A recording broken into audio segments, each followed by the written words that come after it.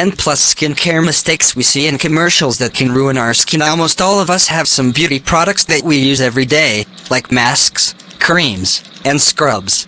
We only choose different brands when we want to try something new. But reading all the instructions carefully doesn't always keep us safe from the popular mistakes we make, either because we're used to doing it a certain way or because ads tell us the wrong things.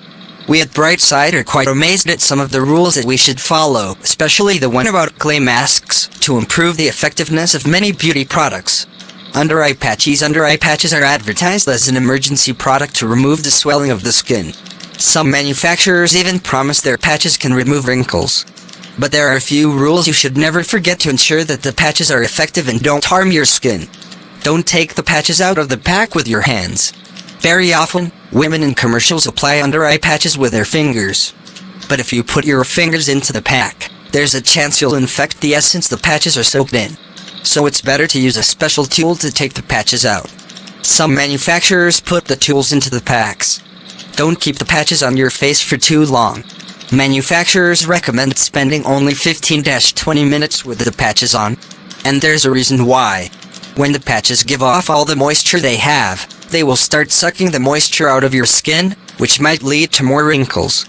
So you shouldn't keep them on for too long, even though many people do this, ignoring the instructions. Don't store the patches in the fridge. Some experts say that it's better to put the patches in the fridge before using them, and some people actually keep them in the cold all the time. Yes, cold patches will remove swelling faster. But the essence the patches are soaked in might be less effective if they're kept in the cold for a very long time. So, ideally, just put the pack of patches into the fridge for 20 minutes before using them. Creams and cream masks and ads. Women put a lot of different creams on their faces. But even the best cream out there can turn your face into a greasy pancake if you use too much. Interestingly, in ads, they spread the cream on the face so that all the skin has the same amount of cream. But it's not always the right thing to do. You need to find the driest areas of your face. Maybe some spots have more wrinkles, so they need more cream. On average, any type of skin doesn't need more than a pea-sized amount of cream for the entire face. Put less cream on the T-zone, because it's usually the greasiest part anyway. The same is true for masks. Even if a manufacturer makes a commercial where girls put a thick layer of clay on their faces, it doesn't mean you should do the same. The masks that are supposed to dry the skin should be applied to the greasiest parts of the face, and those that nurture the skin should go on the upper part of the forehead, the cheeks, and the chin. These are usually the driest parts. Clay mask aids, and even some manuals, say that clay masks should be worn until the very end, until they get completely dry and even start to crack. But this is wrong. It will only harm your skin. The clay absorbs the excess grease and removes dirt. But if you keep it on for too long, it will absorb the moisture from the skin and make it overly dry. Also, dry clay will pull the skin, which might lead to the appearance of new wrinkles. So you should apply clay masks for 10 minutes, tops, and remove them before they get dry. Sheet masks. The main reason why sheet masks are so effective is that they cling onto the skin very tightly. It's better to spend more time removing all the wrinkles and to let the mask touch all the areas of the face rather than applying it quickly, ignoring all the bubbles. Another typical mistake people make is applying these masks without cleansing the skin beforehand. If you don't wash your face with a gel, the active ingredients in the mask will not get into the skin. It's better not to skip other steps. Tonics will prepare the skin to absorb the nutrients, and peeling will remove the dead cells that prevent the mask from being as effective as possible. And remember to read the manual carefully. Some masks are not meant to be used every day. Others should be kept on for a longer time than the standard 15-20 minutes, and some need to be washed off after you remove the sheet itself.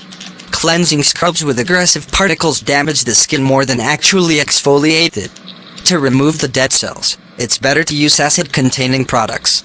If you still prefer mechanical exfoliation, wear a glove and cleanse the skin. Another popular misconception is that oily skin needs the use of scrubs very often. In fact, the more often you use scrubs, the more greasy the skin will be. So don't use scrubs more than 2-3 times a week. If you use acid-containing products, always apply sunscreen before going outside. Most sunscreens are advertised as something you use on a sunny day. However, they should be used even on cloudy ones. It's best not to forget about implementing sunscreen in your everyday skincare routine, even if you don't use acid-containing beauty products. This will help you avoid pigmentation and early aging. Remember that sunscreen should be applied about every 2 hours. Other mistakes using too many beauty products in a row can be bad. Nowadays, there's such a wide variety of beauty products that we become tempted to buy and use all of them at once. But you should know that there are certain components that shouldn't be used together at any time. Also, when you use too many products at the same time, you might clog the pores and reduce the protective functions of the skin, even if all the products are very high quality. All topical products are effective with up to 0.3% of it getting absorbed into the skin, which means the more you add, the less effective each of them is. Rubbing the face too hard can be harmful.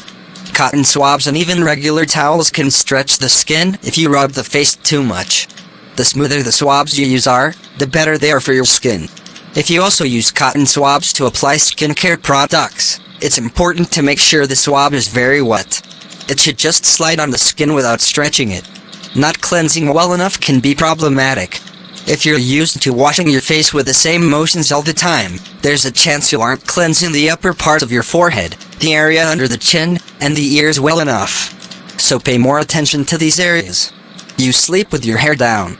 The grease from your hair and other products might get on your face while you sleep, and these products are not meant to come into contact with the skin on the face. So it's better for the skin if you keep your hair in a ponytail at night. What beauty products do you use every day? Have you made any of the mistakes mentioned in the article?